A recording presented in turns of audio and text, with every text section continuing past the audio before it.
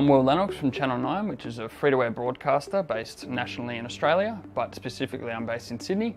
My job is to make sure we can get all vision, audio and ancillary data around the facility. So because we're an IP2110 facility, a lot of traditional devices still use SDI, so we have to be able to sort of bridge between SDI, 2110 and NDI. So we use the Bird Dog Studios and the Bird Dog Quad 4Ks to make sure that we can get SDI into NDI and vice versa, and that'll all go into our 2110 conversion devices. So to be able to get into software that's NDI based, the Quad 4Ks are definitely the go-to devices for us within the NDI environment. In the city, in North Sydney specifically, you have very specific ratings that are required for anything on the roof. In our tower, our mounting for wind speeds and weather, IP67 rated, the Bird Dog A300 met those requirements. We also had a requirement for redundancy, so we have the SDI as well as the NDI out, in which we have a PoE injector that goes into the switch. If we ever lose any of that networking infrastructure, we have the SDI going into a fibre converter, which goes all the way down into the data centre, so we can make sure we're always getting that footage if required. That footage is also recorded 24/7, 365 into one of our EVSs. So if anything ever happens, we can make sure we can shuttle through that, and that's available to us. The wide shot of Sydney Harbour is probably the most important for us and for news downstairs. They use that in the backdrop of the 1600 news. It's also used for car accidents on the bridge, any events that happen in the harbour that we can zoom in on.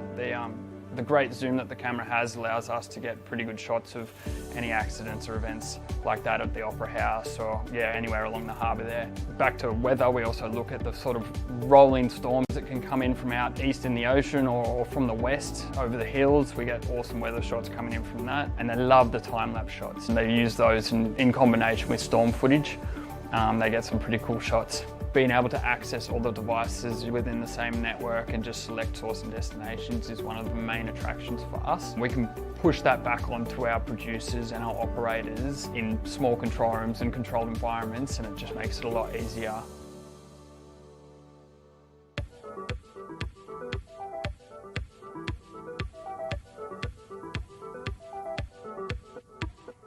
Well, it is that time again, everybody. Hope you are doing well. My name is Bird Dog John, and I am back in action. In those scenarios, it's good to neuralize the cameras. You guys know that best. Very straightforward. Plug it in, go to the web UI, link the source, walk away. You know, like super simple. I keep looking over at the chat, and I keep seeing you are full of it. Tasty, spicy meat snacks. Covered in flavor. I mean, you can't go wrong. So what's going on? We've got a handful of folks here in the chat, and I really appreciate that. What's up, mate? Hey, Warren, how are you? Appreciate it. Hey, Robbie, how's it going, man? You're just talking about you. What's going on, Tom? Ahoy. How is it going? What's going on, Go Web? Good to see you again. Thanks for hanging out with us again today. Appreciate that. Feel like I'm in this video more than anyone but John. It's true, NetApp. You are, I'm going to cut this up and put this in the next intro. Oh yeah, time to go again, folks. Hopefully, let me just double check my little audio source here. It does appear to be working, so hopefully you are doing well. And let's see if we can do a little fade over to camera one anytime. Hey, what's going on? I am Bird Dog John. Thanks for hanging out with us today. Appreciate that. There's already a whole bunch of comments going on in the chat, and so that's always exciting. And you can do that at any time. You can join us in the chat over on the birddogjohn.tv site, so hit us up over there, and that is basically the YouTube page for this show. So feel free to join us over there, and you can comment in the chat. You can also comment on so both the YouTube channels, so birddogjohn.tv and also Bird Dog Australia. You can comment on Twitch and on LinkedIn. I do get all of those. And Facebook. However, LinkedIn and Facebook have some quirks, and so I can get those messages. I can't necessarily send messages back to Facebook, so if I'm putting links in the chat or whatever, that's going to be a bit of a problem. But I can see your messages, so if you're over on LinkedIn, which I see a bunch of you guys are, thank you for joining us, first of all. The stats don't tell me if you're joining us on LinkedIn. For some reason, it doesn't give me the live audience feedback like it does for YouTube and Facebook. So I know that there are 14 devices watching the show right now on Facebook and YouTube combined, but then there's also a handful of people that are on LinkedIn, on Twitch, and so on. So thank you so much for joining us. Today is an exciting day because we get to talk about the behemoth that is the controversial portion of NDI known as DHCP network setups. And I definitely need to go down this path. It comes up quite often, and I want to be sure to do that. But before any of that happens, I definitely want to throw up our little QR code. If you are hanging out anywhere in the world, take your phone, scan that QR code. It's going to take you to a Google Doc, and it's going to say, what country are you in and what city, or type in your city. If you do those two things, it will, oh, that's funny. It will definitely tell you, it'll put you over on a heat map that I have set up on a screen share. And so I better turn on scan converter, right? Because everybody, or is it, oh, now it's screen capture. Screen capture from NDI. I'm still running old school on this, running NDI 4 or 5.5. Don't tell the bosses. Okay, so I have a little screen capture here, and we are able to see where you are checking in from. So I got a couple of people over there on the West Coast already, so that's pretty exciting. And I will, South America, I won't cut you off with my slogan here, so I'll show everybody. There is the whole group. So scan that QR code. You'll be able to show up on my little heat map here. Type in where you're from, and you will appear. And as you hit enter, as you can see, that little screen refreshes in real time, and so you guys get to show up right away. It's pretty fun to watch you guys check in from around the world, and that's always a blast. Now, I know I've seen in the chat my Canadian Angus is back on the show, and so that's what that dot probably is. Welcome back, Angus. I really appreciate you coming in. I know you've been away on a bit of a job or something, so here you are right here. So good morning. Thank you for jumping back in the chat, joining us when you can. So, so we've got a little bit of, controversy when it comes to talking about networks, because the AV industry has always gravitated towards static setups, and it's just what people know and how they've always done things. So this is strange. My video monitor is showing the wrong thing, but vMix is working, and it's showing me on StreamYard. So something's up with my Multiviewer Pro, probably because I didn't refresh it this morning. Anyway, so networking, it shouldn't be controversial. Michael says, hey, I'm Canadian too. I'm just in Houston, Texas. That's fantastic, Michael. It's glad to know I have another Canadian brother. Now, somebody has checked in on from the same city twice, or from the same city, which means that the rest of you get relegated to little red dots on the map. But let me see if I can't change that over here so we can check out the actual setup, right? We can change the colors, customize. Is it this one, Geo? Yeah, okay. So first of all, I don't know why they make them these like super tiny dots, but I will set them as, oh, that's funny. When you change it to black, it changes it to red. I don't know why that is. Anyways, let's do dark green so that they all pop off the map a little bit. But I also don't like the fact how tiny the dots become. Like, this is like super huge. So Lake Tahoe has 2 check-ins, evidently. And so that's pretty cool that if there's a couple of you guys watching from over there, I can also see the list. And so I can pull that up and see your responses in real time and actually view it inside the Google Sheets. So I'm going to view that list now. And yeah, so we got loads of people from the U.S. and Canada right now. Somebody from, is it Plymouth, the UK? And then somebody from Italy. That's cool. So welcome to the show. That's fun. So, hey, if you were Lake Tahoe and you submitted it twice, let me know, because it might skew the stats. And it looks like Lake Tahoe checked in twice, about 3 seconds apart from each other. So that might be the case. Yeah, good times, great oldies. So good stuff. Glad to be up and running here on a beautiful, slightly raining Thursday morning here in Auburn Hills, Michigan. So that's where the support department is, and that's where we broadcast from. All of my support agents now work out of this office. We had kind of a global support office where I had people in remote locations, and that was super challenging for lots of reasons. So now we've centralized everybody and we all work out of this office. So pretty cool that we're all here. And I actually have somebody visiting from Australia. If you know who Bird Dog Dave is, he is the guy. He used to be one of my agents, and then he's so uber talented that they moved him out of my department like within 6 months, and now he's head of QA. So kudos to him. He's been traveling. They came over from Australia on quite a nightmare trip, apparently from United, and then so no surprise there.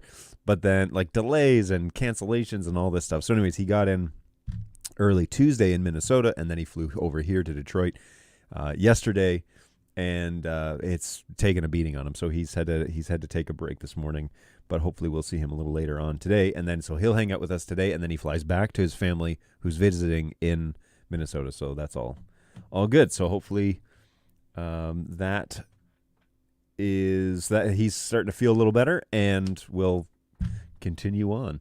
So Dave's in town. Today's the big show about DHCP and why I advocate for that, for understanding what that is and how to do it. And I might even go one step further and show you inside a switch or something like that how to do that. Now, I don't necessarily want to use this one because this one is governing all these cameras, so you don't want to change things like that. But we'll get after it.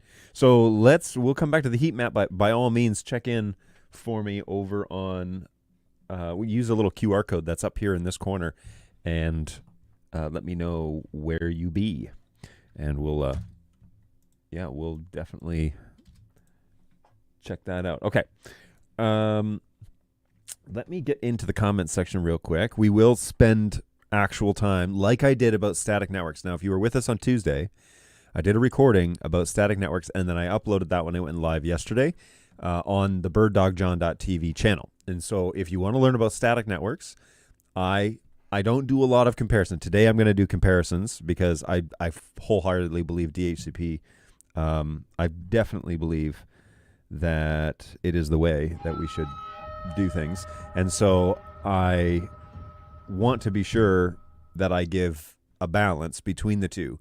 But static, I gave it a good go the other day as to how, why you might choose to do something like that. And so if you want to learn about static networks, by all means, go over and check that out over on birddogjohn.tv, maybe after this show or at your earliest convenience. And also, if you enjoy these discussions, tutorials, whatever we're calling them, be sure to hit that like button on the video so I know that you want more content like that. Okay? So that's what I'm utilizing that like button for. Subscriptions are always great. If you want to just subscribe to that channel, you'll get updates for all those videos when they come out. But I'm not doing this for like a secondary income or something like that. That's not what my driving force is. I genuinely just want it to be a resource for you guys to have online and available at your convenience. So if you find it useful, indicate whether or not you like or dislike them. I get the dislikes as well. They don't show up on YouTube anymore because, everybody has to have the warm fuzzy feelings online these days. And so I don't do that. However, but I see that if you dislike a video, if it wasn't helpful or something like that, I mean, by all means, give me that feedback, and I'll do less of those. I don't know. We'll take it with a grain of salt. So give me your constructive criticism back, and that would be helpful. Feel free to comment on those videos. I do see all those comments and try and respond to most of them that have questions involved. And if it's a really good one, I'll bring it up in the show. So there you go. Lots of people checking in over on LinkedIn, which is why I said that. So, hey, how's it going? Is it Fahad? Is that right? Or wrong? That might be wrong. I'm really sorry about butchering names here, folks. I'm terrible at figuring out how things are said. But hello. Thank you so much for joining. I really appreciate that. Thanks for checking in on LinkedIn. Hey, Ricardo, how are you? From Lima, Peru. That's cool. Ooh, and Fahad was from Pakistan. Really neat. So if you, that's a great stat. So if you would scan that QR code and check in for me from Pakistan, that's pretty cool. Antonio, how are you? Thank you. Again, the first several comments are from LinkedIn. That's pretty incredible. So thanks, everybody. Thanks for jumping in. This name I am definitely not going to try and butcher, but hello. Thank you so much for checking in on us. Always a pleasure to have. I don't know if you've checked in before. I don't recognize the name. So Ismailia, Ismailia. Again, sorry, really sorry about guessing and butchering names. But hey, that's the bird dog way. Anyway, so thank you so much for jumping in, though, and checking in. I really appreciate you being here. Always fun to have you. All right, Michael Graves, my Canadian from Houston. Hey, John, I have your back on this. DHCP and Mac reservations for the win. Also, I like open source router software. Oh, pfSense, that's nice. On tiny PC for my DHCP server. Never, never, never a consumer combo Wi-Fi router. Oh man, we could talk for hours on why you don't use the consumer-based, the consumer router Wi-Fi switch combination for your legit NDI infrastructure. Matter of fact, if you're doing it for anything basically more than your Soho, home operation, I understand it's convenient, but it's not a high performance device. And when you're talking about NDI networks, you're talking about high performance stuff. So we're going for sports cars, folks. We're trying to make it as fast as possible and as reliable as possible. And some of those jack of all trades, Swiss Army knives types of things. No offense to the Swiss, but they gotta have one of everything, but they're not great at anything. And so if you need a knife, that's not a knife. You can go out and buy a real, like a Kershaw or something like this, something that's a legit. This is a knife designed to be a knife. I'll probably get flagged on YouTube for showing a weapon, but Kershaw make great tools, great handy tools. I had a friend who was one of my favorite bosses of all time, and he said, "A man without a knife is a man without a life." And so I took that to heart. I go camping with a bunch of guys, and one of the things I'm like, hey, if you don't know how to use a knife, this would be a great place, Northern Ontario wilderness. This would be a great place to learn. And so bring a knife, bring a solid knife. We'll teach you how to use it, respect it, and all that sort of good stuff. And I use that slogan up there. Look, it's always handy to have a knife in your pocket because you never know when you're going to have to open those Amazon packages. So a man without a knife is a man without a life. And that has always been a useful piece of information that I've carried with me throughout the ages. So shout out to Mr. Johnson. All right. So Michael Graves and I are on the same page. He was an early backer of this information. And so it's always nice to know that you still believe in the way. Hey, what's going on, Mr. Feynman? This is Bird Dog Jake, everybody.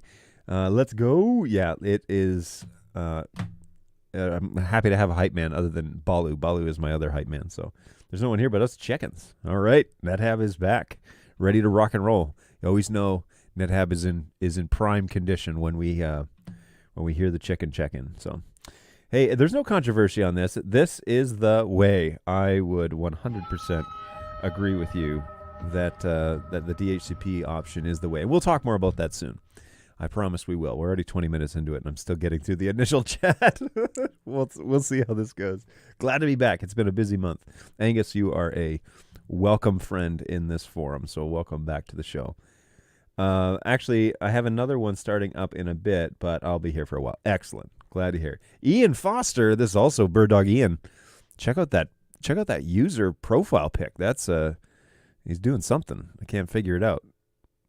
Hopefully he's mountain climbing, but if he's not, he's taken a picture and then just turned it 90 degrees to make it look like he's climbing. What's going on, man? Hey, my dad's Canadian. Does that make me cool? Absolutely. It depends on, well, I guess it depends on your dad, but hey, we'll take it. We'll take it. Laura, also Canadian. Good morning. I swear to the universe, you are making the last two shows just for me. Thank you. Laura, what's going on? Checking in from, was it Victoria or BC? Somewhere out in BC. Well, let's go to the map because I'm sure you've checked in already. So let's check that out. Okay, so we've got 2 Houston, Texas check-ins, chicken check-ins. So that dot is now large, and we've got some folks up in Canada. Look at that dot way up there. Look way up. Shout out to the Jolly Green Giant, or the Friendly Giant, not the Jolly Green Giant. So check that out. We've got a couple of Canadians here. One of these is, Campbell River. That, I believe, is where Miss Laura is. So welcome back to the show, Laura. Always a pleasure to have you here. Alex, are we doing DHCP with network reservations, the best of both worlds? Are we also talking about network saturation? Greetings from Plymouth. Hey, Alex, what is going on? Yes, we are going to talk about those items today. And it might be a longer video. Just brace yourselves, folks. So, it's really appreciated if you can hang around for the whole show. But if you can't, I just appreciate you being here one way or the other. So we've got a handful of people already hanging around and sending in the word in the chat. So it's always good. Hey, I've done very well with my 4250 as DHCP server full of reservations. Oh, I love that. That's music to us support guys' ears. Hey, hello from Nigeria. Hello, how are you? Thank you so much for jumping on the show. Always appreciate all of you guys checking in from all over the place. Nigeria would be a great thing to have on this heat map. So if you are able, you could scan that QR code. And if that's not possible, let me get you a link and I'll throw it in the chat. How about that? I'll look up the form. I want to send this form. I'm going to do a shortened URL. I'm going to copy that and throw that over here. Now, this link will go up on YouTube, birddogjohn.tv, or Bird Dog Australia, or Twitch. So that's what I mean by StreamYard only allows me to talk back to certain platforms, but there is the shortened form link. So if you haven't checked in already and you'd like to, and you can't scan the QR code, boom, there's the link. Hit me up at birddogjohn.tv. And in the chat, you'll see that form link, and then you can check in all over the world. Always appreciate that. And you'll show up on my beautiful little heat map right here on the big screen. So pretty excited about that. Thank you so much for checking in all the way from Nigeria. Always a pleasure to have you guys along for the ride. I've actually been giving out your links to your videos to people I'm working with now. I'm finding them a good starting point on Bird Dog gear and some basics. Oh, my goodness. Jeez, that makes me feel very happy. Thank you so much. There was somebody said something the other day, and they had just said something along the lines of, "Oh yeah, I used one of your videos for setting up the 4250s, and it like saved the day." And I just felt like all that work was worth it. And so comments like that, man, it keeps me going, keeps me hyped for building content like this, because it's hopefully somebody finds it useful, and if you do. Like Laura said, like, look, these network conversations are really valuable. It's like, great, let's have them. Let's have them often if you want, and talk about your experiences. And I'll add that to the pile of information that I'm gathering. We can put them in there. So can you send the link over this chat platform? So it doesn't allow me to do it inside of StreamYard. Let me see if I can get into LinkedIn on this machine. Use via, okay, so I gotta get a little notification here to log in. Here's your LinkedIn notification. Okay, so let's do this 4-5. Okay, cool. And skip this for now. Let's see if I can paste it in the chat here. Comments. And let's see if that works. Oh, whoops. Wait, what? Post. Boom. Okay, cool. So hopefully that shows up. Let me know if you can see it or not. But there is that link over on LinkedIn as well. So, okay. Yes, so we'll get it over there. You're getting so big that you need to get a moderator to do that cross chat issues. It's true. I need to get a producer, I guess. The show is so big. Yeah, not really. Hey, wow, location added. That appeared fast. That's what I want to hear. Yes, this is a live heat map. And so when you put in your dot, then it will show up on the heat map. So hopefully it works pretty quick. And I actually really like this. This is free. This is through Google Forms. And I spent a whole show, or 2 shows basically, figuring out how to do this. But the last show, I set it up live on the show. This show, I just ran my commercials like I normally do. And I had it up and running before the show started. So I was able to put the little QR code. Now somebody memorized the check-in link.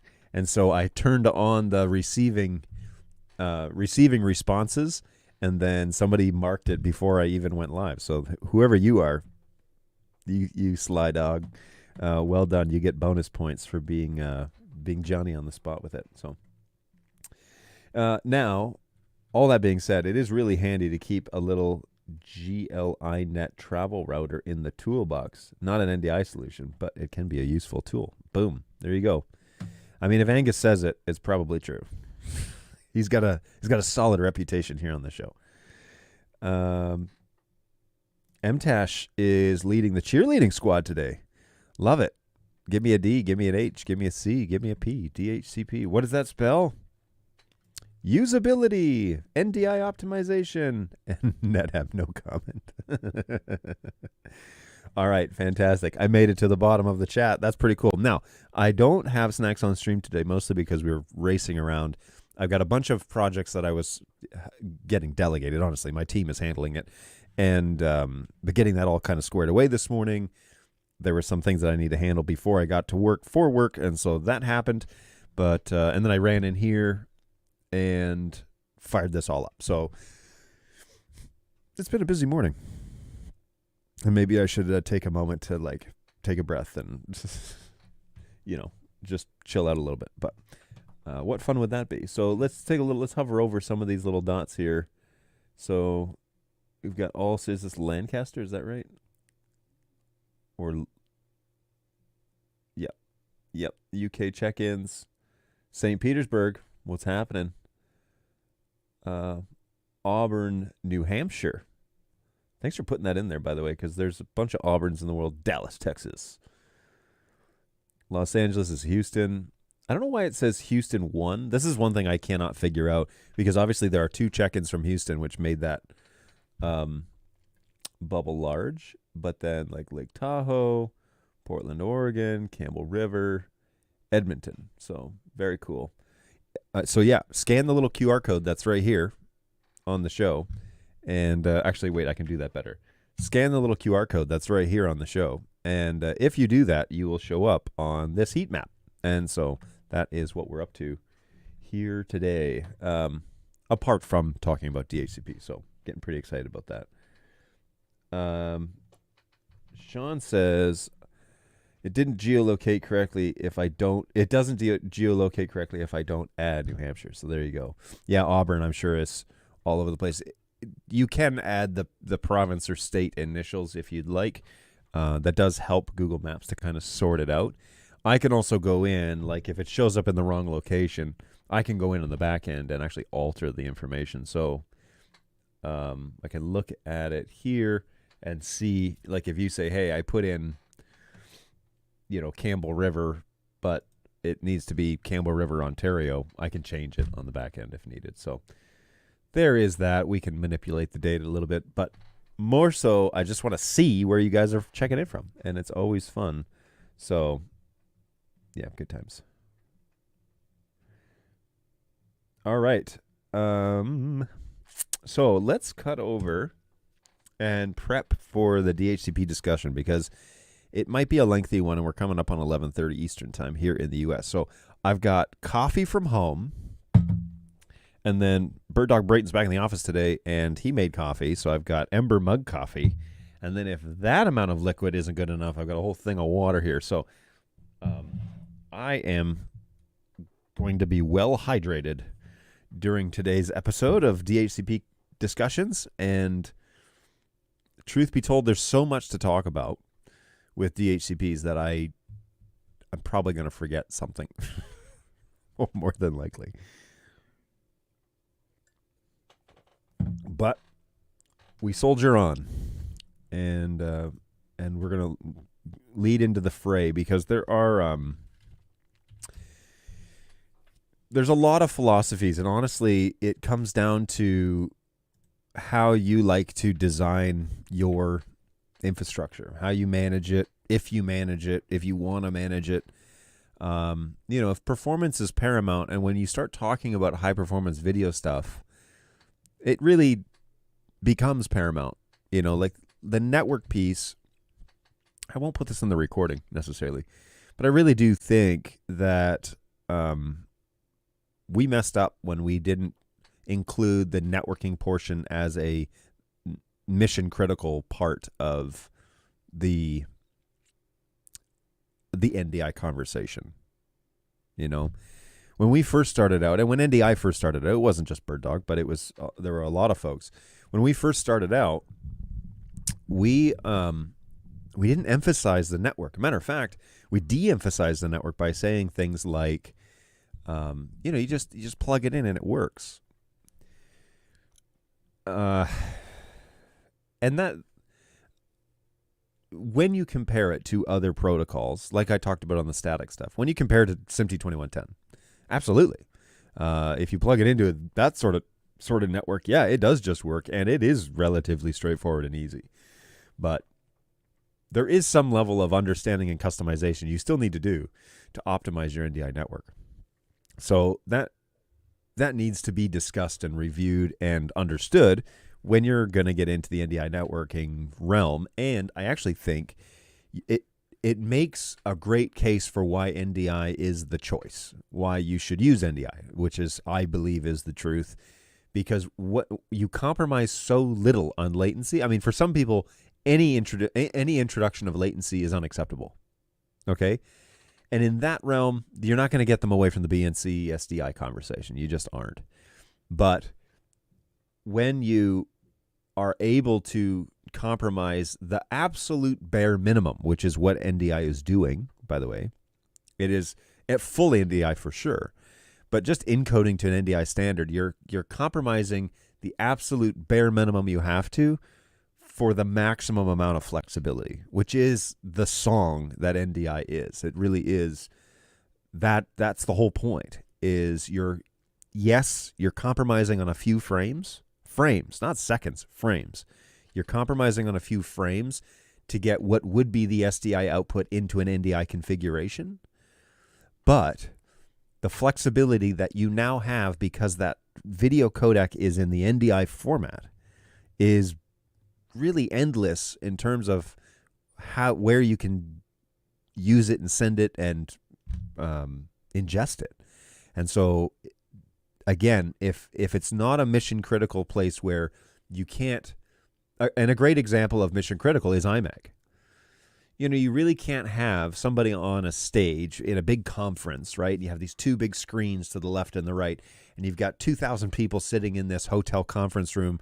It's like a triple wide conference room. It's humongous. You got this huge sound system. You've got all this lighting, all this gig, and the guy on stage is walking back and forth from left and right, and it's 2 or 3 seconds behind on the screens, right? So you have to eliminate all the latency pieces. Well, doing that in an NDI format, even in a full NDI format, you're going to introduce a small amount of latency, and for some standards, that's just unacceptable. You just can't have that. So expensive BNC SDI cable runs is the way to do it, because you basically are going from glass to endpoint projector or whatever it is that you're using, and you're eliminating as much latency as possible, and that is the end game. They will pay the price for that. It's hyper expensive. You'll pay the price for that, but it will be the absolute lowest latency that technology can deliver. Okay, so when you're putting it on a plan, if you're talking latency and you're talking about absolute money is no object, I understand why NDI is not at the forefront of that conversation. I do. I'm not trying to, pretend like it is something that it isn't. However, if you were needing the flexibility of sending that same video, SDI and NDI, well, now Bird Dog cameras, 4K cameras, become quite the topic, because you can do SDI on a 4K camera, on a P4K or a P400 for that matter. You can do SDI out, so you can still run your expensive BNC IMAG, but you can also plug it into a 4250 and get that same signal in NDI and start showing an IMAG production, but doing an NDI workflow for your streaming option or for your recording option, and deliver the same amount of high quality where latency is not as important. So if you're doing a conference and IMAG is super critical, okay, I understand you need to go BNC all the way or SDI all the way to the screens. Fine. But if you're also streaming that conference to 6,000 people online through LinkedIn or through Vimeo or your own selective RTMP service or something like that. Well, now we can have the flexibility of all these cameras without needing the heavy hardware it would be to convert those SDI signals into something usable that wouldn't degrade the signal. For example, when you change a signal from raw video to UVC and UVA, which is basically USB universal, video, bringing it in for like Zoom, you have a conversion process that has to happen there. And if you could bring that in full on NDI, and you have the ability to bring those signals in full on NDI into vMix, which wouldn't compromise the quality of that image over an NDI source, well, now Bird Dog definitely becomes a conversation piece, because the P4K cameras can deliver the SDI all the way through to the iMag, but then we can also deliver a 4K NDI image, 2160p 30 to vMix, and you can output that in any format that you want. So there's a great case for where NDI joins the conversation and the end result that you're aiming for. Mostly, and that's going to be subjective to whatever it is that you've got going on. I'm kind of going off on a rant here, but it's subjective to whatever it is that you're trying to achieve, because if the conference needs to be live and iMag is king, okay, then you might want to run BNC and all, some traditional cameras. But if you need this to be flexible with, we also need NDI so we can stream this at high quality bit rates. Okay, well then P4K becomes quite a topic. So there you go. Something to consider. Always a good time. Okay, so let's see. Alex says, so there's really not much in it from full NDI to SDI with frame stores. If you go Genlock, then it's lines, not frames. News on Genlock on P400. I thought the latest, maybe I'm wrong, maybe this is just P4K, but I thought the latest MICU, I could be wrong, supported the Genlock option, but I could be wrong. Let me check with my guys on that, because that has been a fluid conversation. But that Genlock port on the 4K family, I believe, was worked on and confirmed working, but it may just be in a beta format. I'm not sure, but I don't know just yet. Check the release notes for the P400. It should be in there. If it's done, it should be in there for sure, if you would like to know, like right now. All right, one quick look over here at my little heat map, and some more folks have checked in, so thank you so much for that. We are excited that you're along for the ride today. Thanks for scanning that little QR code that's up here at the top of my screen, and that will take you to a quick little Google form that you can fill out. It just says, what country are you in, and what city are you in? What's the closest city to you? Boom, and I'll put a little pin on the map here, and you'll be able to see yourself show up. It should be pretty fast. I mean, the only delay will be probably the 20 seconds that we're going from StreamYard to, services, YouTube, Facebook, all those places. So feel free to scan that little QR code, and you will join us on the heat map. Okay. Well, I've kind of set up the conversation a little bit about DHCP, and I want to record this specifically. And so I'm going to do a clean record here. I am going to take down the QR code for the time being. We'll join that up. But we do want to get into that conversation. If you have points of reference or comments, or you have observations or complaints or whatever, feel free to drop them in the chat. I will see those as I'm going through this speech. I think that's what we're going to call it. I'm going through this discussion about DHCP, why I think it's a superior... is this one of the switches? Yes, it is. Why I think that it is a... superior way to set up your NDI network, but to each his own, and it's one of those things that you get to decide for yourself whether or not you want to believe me, and you don't have to believe me, because that is indeed the joys of having your own subjective opinion. So I'm just going to log into a couple of switches here. I have a switch here on the floor, and I can walk through kind of the DHCP configuration for the M4250, but we'll discuss that a little bit when the time comes up. I get that set up, and we'll get started.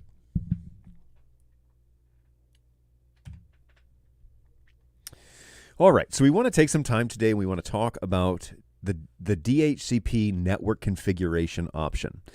There is a lot of discussion in the world about, in the NDI world, about which is the best way or the preferred way or the ideal way to set up NDI systems.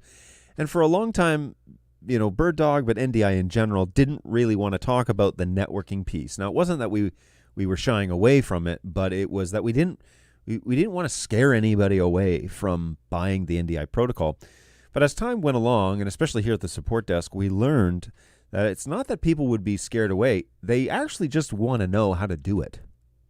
And that became very prevalent very quickly for us when we got talking with customers who were frustrated with, hey, I was sold a product, the instructions were just plug it in and it should work, and when I plugged it in, it didn't just work. It keeps falling back to 192.168.100 for some reason. Like, why is that? Or it would never take an IP address, or I would set a static IP address and then it would disappear from my network. Well, what's the story there?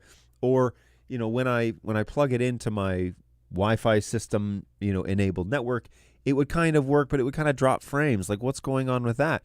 And we were very vague about why you needed to do things a certain way. And so people seem to appreciate more often this conversation about, well, there is a better way to do it. Would you like to know? And they would say, yeah. And we would set them up with proper hardware. We would set them up with a proper configuration that we considered proper. And over some time, over the first 2 years of my employment, and here's a little behind the scenes here at BirdDog, is I was hired on not because I had any production experience. I was hired on because I was a network administrator. I had run a network for a mid-sized college university, currently a university, a mid-sized school that was for higher education that had multiple networks, multiple governances, okay? And I had learned a whole lot in the 3.5, 4 years I did that job for them. And so I came on with some networking experience, but not a ton of broadcasting experience. But part of the conversation, a lot of the questions that we were getting from customers at the time we're having trouble with the network piece. And if you take a step back and you look at the clientele that are BirdDog clients, the majority of them are broadcast people. They're people that are using cameras on a daily basis, that are used to colorizing these cameras, that are used to understanding exposure and white balance. They're talking about things that are camera-related issues. But when it came time to talk about network, it was completely outside of their wheelhouse. They didn't have experience with that. And so really what they needed was the ability to set things up in a general configuration and know that they were going to get consistent results. Now, NDI is a bit of a double-edged sword, because you can set things up in a certain configuration for a certain amount of data on your network. But when you start adding sources or decoders or computers that are interacting with those sources, all of a sudden the network requirements change. And so you need to be able to understand what's changing and why it's changing. Maybe we're starting to get drop frames. We set up everything. We're monitoring things in Studio Monitor, but then we fire up Wirecast or vMix, or we put our TriCaster on there. Or we really like the performance of OBS with our 3 cameras and a keyboard, and so we invest in 2 more nicer cameras. We get 4K cameras. We put those on the network, and all of a sudden, our HD cameras that were working just fine for months on end are now dropping frames. Well, what's the deal with that? Well, the network is really the problem, and you need to understand clearly what is happening on a network level when we're doing NDI workflows. And so we really shot ourselves in the foot. And I mean, I'll be the first to claim that we didn't do it right. We should have spent more time considering network education for the NDI realm, because the primary consumers were not going to be YouTubers and streamers. They were going to be broadcast people that were buying these and putting these in large installations. Perhaps it was a customer that was considering NDI for boardrooms and for conference rooms and for hotel, conference rooms and rentable spaces. Perhaps it was classrooms for lectures or big installations where you want to record things or utilize streaming for the COVID era. all of those sorts of environments are different and are going to require different networking infrastructures. And so we really need to boil it down to the basics. And over the first couple of years, the support department, which I'm proud to say, developed a list of network recommendations. Hey, if you want to have a better result, try this. Okay? And my team uses those probably on a weekly basis now with most customers, saying, hey, we know that your network is having an issue. We recommend trying this. And that seems to serve us pretty well. So we have a list. We have a running list, which I'll go over, but I'll kind of demonstrate this as the discussion unfolds as to how to configure a DHCP service, your network, and why we recommend these things over other configurations. And in particular, my discussion from the previous video about static networks, why I would recommend DHCP over static, why it might work better, make your life easier, and be easier for the customer. It also has some niceties for the support department, not that should be a driving factor, but if you require support, it will also help you in that regard. So it's kind of has a lot of feet in multiple camps, if you will. Okay, so why DHCP, and what is it? I mean, why would I even consider this? Well, DHCP is essentially a service that runs within the network configuration that helps delegate but identify network nodes throughout your installation. Okay, so I've got 3 cameras and a keyboard, and I plug them into a DHCP system. Well, out of the box for BirdDog products, everything is set to DHCP. It's set to acquire an IP address from your system and begin to output NDI onto the network. That's the default position. For those of you who are keeping score at home, it's also in a unicast configuration. Generally, TCP is where we are at time of recording here in 2023.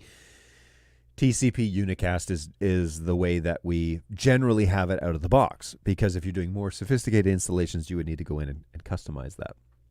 So DHCP is the thing that will automatically issue you a IP address. It will, behind the scenes, register where that device is. So I assigned an IP address to that MAC address, and that's going out, port 12 on this switch, which is connected to this switch up the chain, or is connected into the trunk, and here's the path. Behind the scenes, the DHCP server is learning all of that information. So when you plug in your device, the BirdDog device sends out a broadcast request saying, here I am, here's my MAC address, I need an IP address to operate on this network, and then the network will issue an IP address. Now, common, current day networks will be pretty smart, and they'll remember that MAC address and remember what IP address it issued it. And as long as you're not having high amounts of traffic, lots of requests for IP addressing, as long as that network stays relatively quiet, that IP address will remain the same all the time. Generally, in a network that doesn't have a lot of IP requests, okay, so let's say a Wi-Fi network, right? You have a guest Wi-Fi network. People are showing up with their cell phones and they're connecting to your Wi-Fi, and it gets an IP address. Well, that customer comes and goes. Maybe they come here every 6 months, or they go to the coffee shop every few weeks. Well, they don't need the same IP address every time they join, because lots of customers are coming in, attaching to the Wi-Fi, using it a little bit, and then leaving the coffee shop and disconnecting. That IP address was assigned to that MAC address, but the next customer comes in, and the next customer, and the next customer. Well, eventually, we run out of IP addresses, and we need to reissue a new IP address. And so we use that IP address that we had from Joe Schmo at the coffee shop. It takes that IP address. He was here on Monday. Well, now it's Thursday. That IP address can be issued to a new device. Okay, it's called an IP lease. Okay, so if it's your IP addresses the leases are expiring, they're available for someone else to use. Well, in an NDI network, okay, especially if you're, we'll talk about this in a minute, but if you're isolating the network, you're probably not going to have a bunch of devices joining the network and needing to use the IP addresses that were issued to your cameras. Matter of fact, for an NDI network, less traffic is desired. And so if you have an isolated network, let's say we have a VLAN network, that is just for your AV stuff, okay, and you don't have a bunch of devices that are joining off and on again, the DHCP will actually remember your MAC address and reissue that same IP address every time it joins. So say I walk into my studio and I power everything on, I turn on my switch, all my cameras come on in the VLAN. Well, the switch knows, well, this camera had like 192.168.1.115 last time, so I'm just going to give it that address this time. In this scenario, here's another little pro tip, and this is why you tune into the show at birddogjohn.tv. In this scenario, if you do get new IP addresses, typically that indicates that something is wrong with the network, because it thinks for some reason that everybody needs new IP addresses, and it issues new ones. And so you could have a leasing problem inside the DHCP service. It may just not be configured correctly, and you need to have a longer lease time. Anyways, pro tip, there you go. So in the DHCP configuration, if you don't have a lot of devices joining the network, your devices will get the same address kind of by default. Now, there is a chance that they might change, but by default, generally they get the same address, which is super convenient because, then you can link decoders to cameras or to your vMix system or whatever, and it'll all relatively stay the same and continue to work. There is a feature inside DHCP, and many of you know where I'm going with this. There is a feature, however, inside DHCP services called the DHCP reservation list, or the whitelist. It's less and less called whitelist now. It's called reservation list. But it's a service that's hosted inside the DHCP services that reserve an IP address for a specific MAC address. So one of the common cases we get for static IP addresses is, I don't want my IP addresses to change or there to be a risk that it will change. And the answer to this is, okay, but you're losing all the intelligence of the DHCP routing by just going straight up static. And so a DHCP service will enable all the routing, but you can also go inside the DHCP service. Any DHCP worth its salt, any routing service worth its salt will have this option.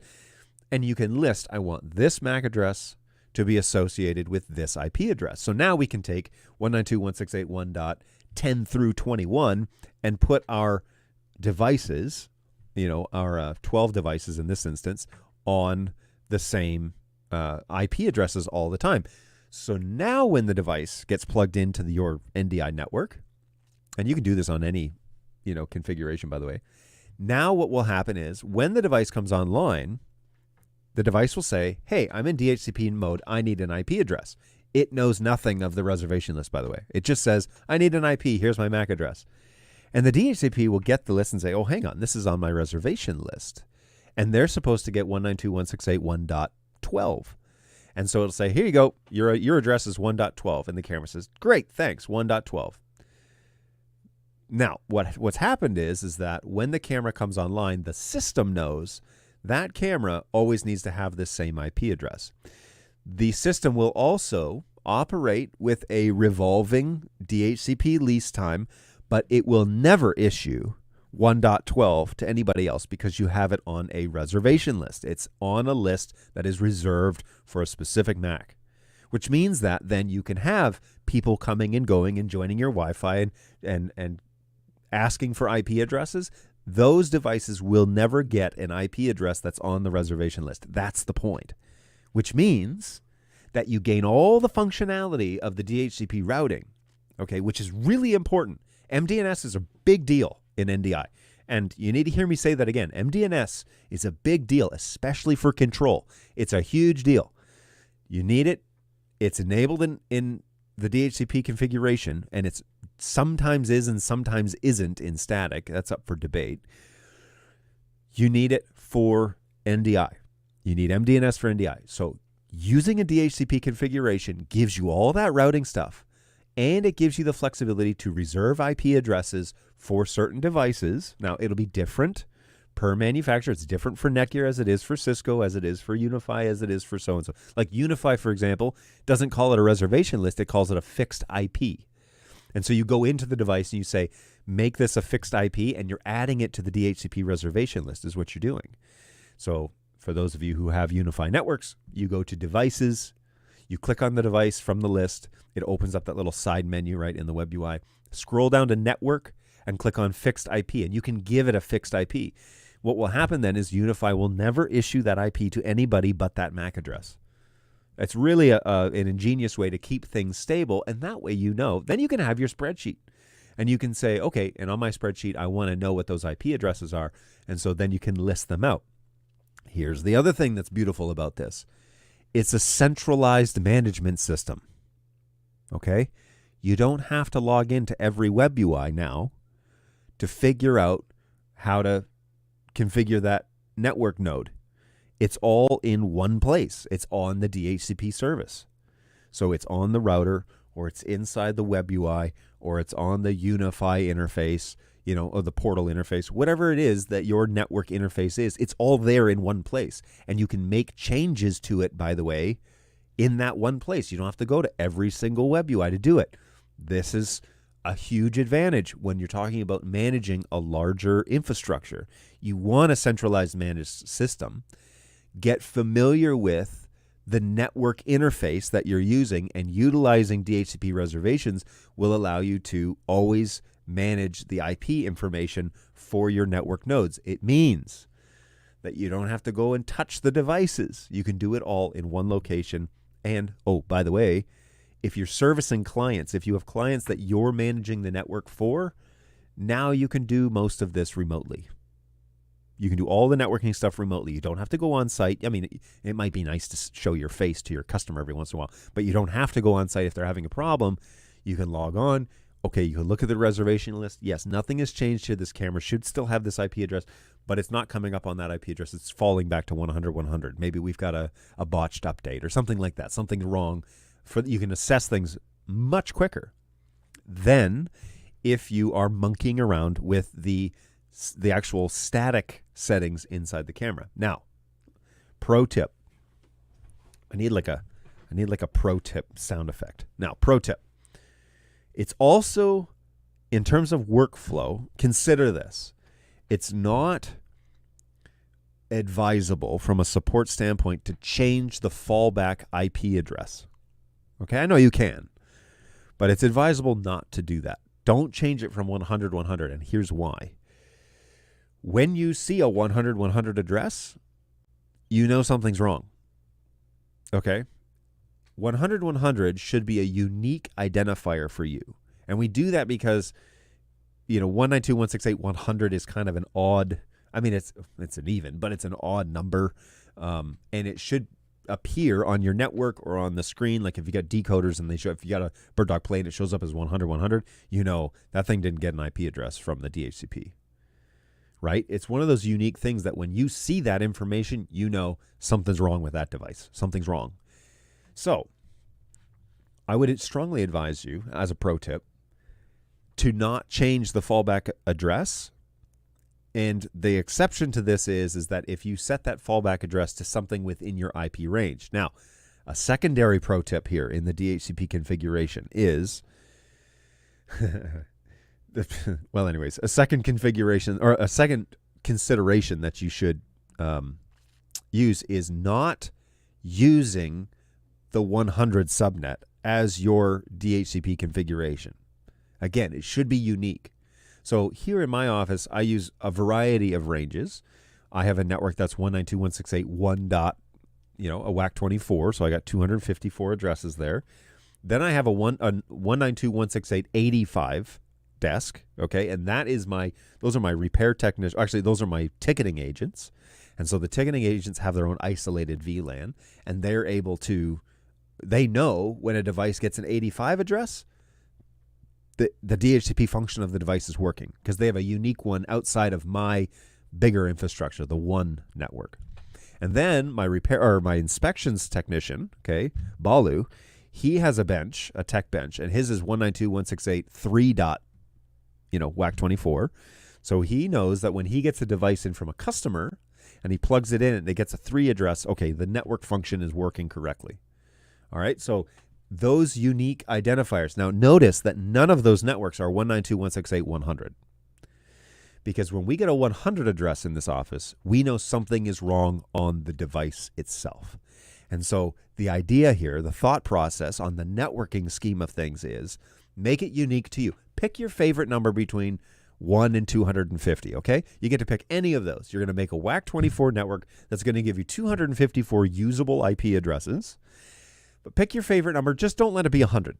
If 100 is your favorite number, pick something else. Make it your lucky number or make it an unlucky number. I don't know what you want to do. Just don't pick 100. So 192.168 something dot, pick your favorite number between 1 and 250 dot, and then make a WAC24 network. That will give you 254 usable IP addresses. And the reason why I say WAC24, and we're kind of getting into the nitty gritty here, is because if you're operating more than like 20, 30 devices on an NDI network, we're already talking about multicast, which is different. That's not a unicast network. And the DHCP function right now, we're kind of leaning on the unicast environment, the TCP RUDP environment. So if you're functioning in this way and you're thinking about, I want to revamp my NDI network. I got these 4250s. I'm going to VLAN them off, and we're going to make our own little isolated DHCP network, which, by the way, the 4250 and 4300 line from Netgear are layer 3 switches, meaning that they can run DHCP services on the switch themselves. It's genius. So, oh man, $700 seems like a lot of money for a switch. Yes, but it could also be a router. It's also going to be the brains of your operation. And so $700 to make sure everything works perfectly well, it's actually a great investment. And you have to think of it that way. I'm going to invest this money here up front so that I'm not investing my time and energy and resources later on troubleshooting a crappy network. Okay? So invest in quality equipment. And I can't speak highly enough of the 4250s, mostly because Netgear supports NDI. They actually are designing profiles and updating profiles for the NDI 4 and 5 protocol. And so we'll talk about that briefly here as well. But it's a centralized place. Layer 3 4250s will give you the ability to do VLANing on whatever ports you're using. And it's a great way to manage, troubleshoot, remote in and help your customers. They'll love it because they don't need a coordinated time for you to come out on the site. You can just remote in on the computer when they're there at their convenience.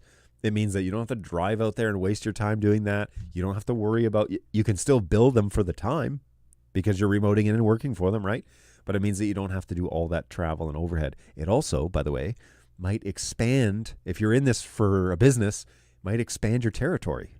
Because now most of your work is done remotely, which means you don't have to drive to the next state to do the troubleshooting. You can just remote in and find out what's going on. And it's like, yes, that unit's, having a problem. Let's coordinate with BirdDog to get that thing inspected. Or you can ship it to me. Here's a shipping label. Saves you all those hours in the car, right? Saves you all that time. You can start thinking about your business, your integration business as, oh, my territory could now go to like the surrounding states or provinces or countries, because now I don't have to travel as much to get this job done. I just have to go there to install it on site. I set up my little remote system, and then I can leave. Unify is great for that, by the way, because you can put cloud keys on a Unify system, and then you can see it. Now, I'm not recommending Unify for NDI necessarily, but if you want to use the gateway and the cloud key as the way that you remote into the system, that's a thing. That's a thing. Anyways, we won't get into how to run your business. We're going to talk about why you and how you would use DHCP service. So the case for DHCP is it's actually way easier. Once you have it up and running, it's way easier to troubleshoot. It's much more consistent. And here's an added bonus that may go unnoticed. An added bonus to a DHCP system is all of the devices that are on the network are running in DHCP, meaning the customer says, hey, we have 3 cameras in our church auditorium. I want to take one of those over to the youth room, which is not on the NDI network, and I want to plug it in, and I want to plug in OBS. Will it work? You can say yes, because you don't have to go in and reconfigure the camera to be on the new network. If the youth room is on a DHCP, he can just unplug the DHCP-enabled camera, take it to the new location, plug it in, and guess what? It gets a new IP address because it's going to broadcast, hey, I'm new to the network. I need an IP address. And the DHCP on that network will say, great, you're going to be 192.168.77.3. And the camera says, perfect. And then when they're done their event in the youth room and they take the camera and they put it back in the sanctuary and they plug it in, guess what? The camera's going to say, hey, I'm new to this network. This is my MAC address. I need an IP. And the DHCP is going to go, great. Oh, this one's on my reservation list. He needs to have 1.12. And he's going to be reissued the same IP address that you told it to reissue when you installed everything. Which means that if you have things that are decoding like vMix, or you have sources that are looking at that IP address for that NDI source, it's not going to break the system. Okay? So DHCP is your friend. It's very flexible. It gives you much more ability to allow your customers to be a little bit more creative with the way that they're using the equipment. It means you don't have to go out every single time they want to move a camera. It also means, for example, your customer is going to come to you and say, we love NDI. We love these cameras. We want to buy 2 more. And you say, cool, let me order those for you. You get them shipped to your shop or your home location or whatever, and you take those MAC addresses and you remote into their system. And the MAC addresses from those cameras, you punch them into the DHCP reservation list before those cameras arrive. And you assign them 1.15, 1.16. Then you ship them out to the customer. You say, here they are. Plug them into your NDI network. They plug them into the switch. They start booting up. And guess what? They say, hey, we're new to the network. We need an IP address. And the DHCP reservation list says, oh, they're already in here. They need to get 15 and 16. And so the IP addresses get issued. The camera's none the wiser. It thinks that the DHCP router is some sort of wizard, but you've already done the customization behind the scene. And guess what? Now, every time those cameras power on, they're always going to get the same IP addresses. So this stabilizes the network. It maximizes the DHCP routing capabilities, but it also increases the smart level of the network, as it is going to act as a DHCP system, but it's going to issue specific IP addresses to each of the devices that you've indicated, which means you can have your little reference reference Excel sheet that tells you on this client, on this network, this is the way that it's configured. We do this all in DHCP reservations. If they have a networking issue, you can remote in and see, yes, there's something going on with the DHCP service. For some reason, it issued the wrong IP address. Let's reboot that device and see if it gets the one from the IP reservation list. It's a great tool to stabilize networks. And I think it completely waters down the argument that the reason why we do static networks is because we want to know the IP address of the device. It basically makes that caveat moot at this point, because you can do that with DHCP. And it's actually a lot better in terms of it enables all the DHCP routing. So DHCP gives us the ability to route data. The network is self-aware of where that data is going. It keeps routing tables up to date on its own, okay? It keeps an MDNS record, which is required for PTZ movement, for example, when you're running on keyboard especially, but in general, an MDNS is required. Remember in the static video, I don't know if you've seen that one yet, we talk heavily about Discovery Server, which is the replacement for an MDNS on a static network, because most static networks just don't have a genuine MDNS that's being actively updated. Sometimes there is one, sometimes there isn't. But MDNS is critical for keyboard use, for pan tilt zoom movements. A great example of this is if your MDNS is malfunctioning or you don't have one, the stop commands from your keyboard or from Studio Monitor won't make it to the device occasionally, and you'll notice your camera just keeps moving in the direction you were moving it. You let go, it snaps to 0. There is a packet that goes out that has a stop command that goes to the camera, and if you don't have an MDNS, there's a good chance that packet's not going to make it, and if it doesn't make it, the camera keeps moving after you've told it to stop. Okay? So MDNS is critical, and DHCP gives you an MDNS without you really needing to configure anything at all. Okay, so now I want to talk about configuration. I want to show you how to do this inside of VLAN we're going to use a 4250, actually the one that's right here in my office that's sitting in a little pseudo rack next to me that governs all my cameras. So I've got a P100, I've got a P4K, I've got a P200, and I got a P110. Okay, I've got 4 cameras. in the network. Plus, I've got screen shares and I've got a whole bunch of stuff happening over NDI. I want to show you how to do this. And I have videos, by the way, tutorials that walk you through the 4250 installations. I'm not expecting you to use this video for that. If you want, go to the Bird Dog Australia website, and I'll put them over on my site too. But go to the Bird Dog Australia website, a YouTube page, and look for the playlist called M4250 and Bird Dog. There's 5 videos there that will get you started from out of the box switch to fully functioning NDI network. That's for you, free of charge. There you go. That's why we do that video. So, and I've been told on a couple of occasions, including last Tuesday, that somebody used it to set up their network and everything's humming along. So good times, great oldies. Okay, let's go over to my switch. And I just want to show you what I've got going on. Now, I've done some things to this switch. You know, I've set it up and it's been running for 30 days, for example, without a reboot. So there is a lot going on here. But you'll also notice I don't have a VLAN particularly for this studio, which I could do. However, I use these sources for other things inside the one network. So I don't have a VLAN set up for this one, but I will show you how to set up a VLAN and how to actually do all this with DHCP. You want to configure your own profile. And you can see here that there are profiles throughout my office that have their own configurations, right? So these are VLANs. So for example, my ticketing agents have a test bench, and their network is known as the 85.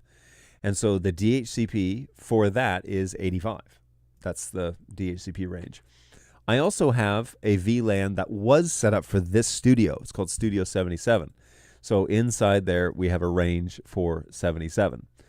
The default gateway that I've gotten, okay, is 1.60. That's the address of this switch, is 1.60. And you can assign that address to a specific port. But basically, when the network comes into the system, that is the interface for this switch. So if I want to get there, you'll notice up here at the top, I've typed in 192.168.1.60 and hit enter, and it takes me to the web login page. Okay. Now that is a reserved address on my DHCP, so that this switch will always have 1.60. So I know I can actually even label the switch if I want, because I know that when this switch powers up, it's going to say, hey, I'm new to the network. I need an IP address. We're going to look at that reservation list and say, oh, that is that MAC address, and it needs to have this IP address. So DHCP reservation happening right there, real deal, okay? That's how you could utilize it. Okay, I've got multiple switches and multiple devices. I don't want their IP addresses to be changing, but I want the advantages of DHCP routing. So we'd add all of those items to the reservation list. Make it something obvious, 1.60. You know, that's an obvious number. My other ones, for example, though, I didn't do 1.116, but I know that one from memory because it's my network. So make it something obvious. Make it something easy. All of your switches are on the 10s. Okay, so you have a switch and it's 1.10 and then 1.20 and then 1.30. So you know switch 1 is 1.10, switch 2 is 1.20, switch 3 is 1.30, right? Easy. And then the devices that are on there can be in that range. So it's an 8-port switch, so we're not going to run out of IP addresses. So things that are devices, cameras that are plugged into switch 1 on the 1.10 switch are going to be 1.11, 1.12, 1.13. Map it out logically so that you know when I plug this thing in, it's going to get a 1.11 address because it goes into switch 10, okay? So there are ways to think about it that can be extremely helpful. All right. Now, let's get into one of these profiles and figure out how to do this. So on the 4250's desktop, on the web UI, we're going to click on Network Profiles. And it's going to give us the option to basically create a new one. Okay, we can create, wait, is it behind this? Is it, what's going on here? That's strange. Let's refresh this page because it's showing me the bubble for some reason. Edit the default program. Okay, well, whatever. So we can create a new little profile, and we do that down here under Profile Templates. Now, depending on what you're doing, right, you can isolate your Dante network from your NDI network by creating 2 VLANs. All right. So we could go down to video, right here, and we could say, okay, I want to do video with Dante audio. And so this is going to be like your standard out of the box Dante stuff. So we could create a profile for the ports on the switch that are just for Dante. And then we could go over here. We could say video NDI 5. It says, well, with Dante. Well, I want to keep my Dante and my NDI 5 separate. So I'm going to create a separate VLAN that's going to be for just my NDI 5 devices or my BirdDog devices, okay? So you click on the little cog wheel, and it's going to ask you some general questions. Now, the first thing is going to say which ports on this switch are going to belong to this VLAN. Now, larger network installations use the same configuration across all their switches. So if we were going to do a half and half Dante and NDI switching ability, well, I would say ports 1 through 4 are NDI, ports 5 through 8 are going to be Dante. Okay, those are my PoE ports on this switch. Ports 1 through 4 are NDI, and ports 5 through 8 are going to be my Dante network. Now, it doesn't have to be in that order, but order is helpful in this instance. So we can say we're going to select, 1 through 4 are going to be a part of this VLAN that I'm going to create. And it would then start governing these ports when I hit apply or save. It would select those 4 to belong to this VLAN. Now, if I have 20 switches, okay, that when you plan this all out, if I have 20 switches, it's helpful to have the same configuration on every single one. Why? Because then anywhere in your operation, on any switch in your installation, ports 1 through 4 are NDI, ports 5 through 8 are going to be your Dante network. Or maybe you don't need that many Dante channels. So 1 through 6 are going to be your NDI networks, and 7 and 8 are going to be your Dante channels. That way, when you roll up on any Dropbox, on any headroom, if you go into any sort of server, chassis, anytime you look at your AV network, it's the same configuration on every switch. All right.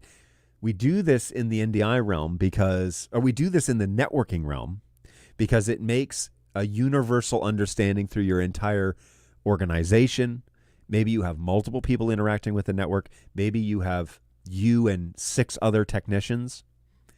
The mantra is these ports are on NDI and these ports are going to be used for Dante or for our data VLAN. So in this scenario, for example, my data VLAN is VLAN 1. So the one network, right? So 192.168.1. Anything with that one network is my data network. And those ports are 9 and 10 because 9 and 10 are non-PoE ports. And traditionally, I would plug a computer into that port. And I need data. I need to get out to, StreamYard, or I need to do whatever. 9 and 10 are my data networks.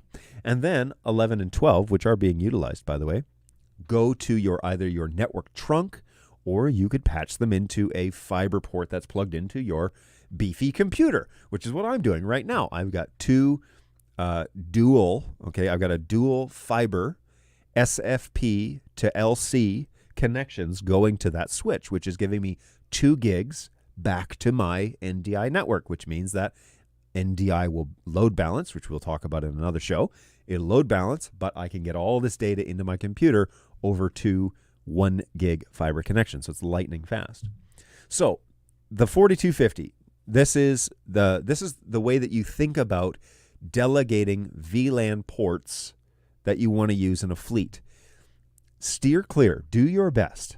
Okay, pro tip right here. Do your best to not configure every switch uniquely. Because what that's going to do is create a lot of confusion when it comes time to support it. Okay, you need to, for a lack of a better word, unify the network. Okay, not ubiquity, but you need to have a unison configuration for your switches. And you might think, well, I've only got 2 switches and I need 2 cameras here and I need 8 cameras over there. Okay, you need to think a little more about scaling. Maybe buy an extra switch or 2 so that you can put 2 switches in the location and ports 1 through 4 are your NDI on both of those switches. By the way, load balancing switches is ideal because these switches have processing power. And that's going to be your bottleneck if you front load one switch with a bunch of NDI encodes or decodes for that matter. If you front load one and you're light on another, that one switch is going to be working like a dog. And you don't really want to overload processor on the switch because you're going to get dropped frames. Okay, you're going to start filling up the packet buffer and it's going to start dumping stuff. So more is better, and using the same configuration across all your fleets. That's good practice.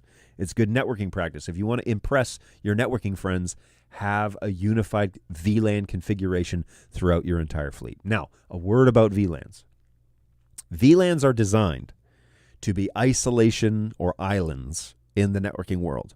They operate on their own. Inner VLAN traffic is a big no-no. As a networking person, as an NDI user, you should not be making inner VLAN traffic a common practice, and I'll tell you why. The nature of VLANs is to separate traffic, and literally at the packet level, okay, I say literally because it actually is literally at the packet level, there are VLAN identifiers in the actual bit sequence. Okay, so if you take a Networking Plus course, they talk a lot about this, but basically the packet comes in, and inside that sequence, there is a VLAN identifier. And what that identifier does is it tells other packets and the greater network infrastructure, this packet cannot interact with packets with other VLAN identifiers. Now, all networks are already operating on a general VLAN, VLAN 1. Okay, that's a broad, it's a non-VLAN VLAN. Okay, it's basically everybody gets put in the same pool. But when you start adding other VLANs, then the VLAN with your new VLAN tag cannot interact with VLAN 1. That's the point. The point is to isolate. So when we talk about turning on VLANs for NDI traffic, you also need to consider then your computer is going to have to be a part of that same VLAN, which means that in this configuration, back to the screen, if 1 through 4 was going to be in my new VLAN for my NDI network, but I was going to plug my computer into VLAN 9, or I'm sorry, into port 9, I might want to add that port to the same VLAN so that one port on this computer will go to port 9 on my switch and join the NDI network, and then one port on my computer will join port 10, which is on the data network, which means that this computer will get 2 IP addresses, one from the VLAN for the NDI and one from the data network, right? Internet. So we can have an isolated NDI network and we can have an internet network. The computer can belong to both, which means that we can stream to the internet but interact with the NDI streams. And so in this configuration, we might want to add 1 through 4 and port 9 on our entire list as that is a non-PoE port that belongs to the NDI network. Okay, so we don't have to sacrifice. Now, of course, you could plug the computer into ports 1 through 4. Maybe you're not using all 4 on the switch, so you can plug it into port 4, and you're off to the races. But you waste that port that has PoE potential, right? My computer doesn't need PoE, so instead I plug it into port 9 and I join it to that VLAN. So now in my configuration across my entire fleet, I have 4 PoE ports for NDI and 1 that non-PoE port for NDI. Okay, so the configuration would be 1 through 4 plus 9. Okay. I hope this is as riveting as you expected it to be. All right, so we want to make a VLAN. Now, I'm not going to configure this switch live on the stream. I will make this VLAN, but I'm not going to join any ports because that will probably butcher my actual recording here. So let's not do that. But here we want to give this a profile name. So I want to give this here a name. So I could say like Bird Dog Studio, US Studio, because we actually have a recording studio in Melbourne, US Studio. And what I like to do is in the profile name, tell it the VLAN number that you're going to use. So I really like the number 7. So I'm going to use VLAN 70 as my identifier. So the name is Bird Dog US Studio and then underscore. Okay, it's all one word, underscore 70. And then it says, give me the VLAN identifier. So the ID would be 70. So I know that when I belong to the 70 network, I'm on the correct NDI VLAN. And then just for funsies, you can select a color on the 4250. So blue, why not? And it will actually turn those ports blue when you've applied it. So blue is going to be that. Now, you could just hit done and you could be done. However, I want this to be DHCP enabled, right? Because we want our devices on this VLAN to get a proper address. So we're going to turn this on and we're going to change this to, to static. Sorry. change this to static. Now, this is the question. Remember back on the initial screen for the dashboard, I said 1.60 is what my IP address is for this switch. This box, VLAN IP address, is what is the IP address for this switch in this VLAN.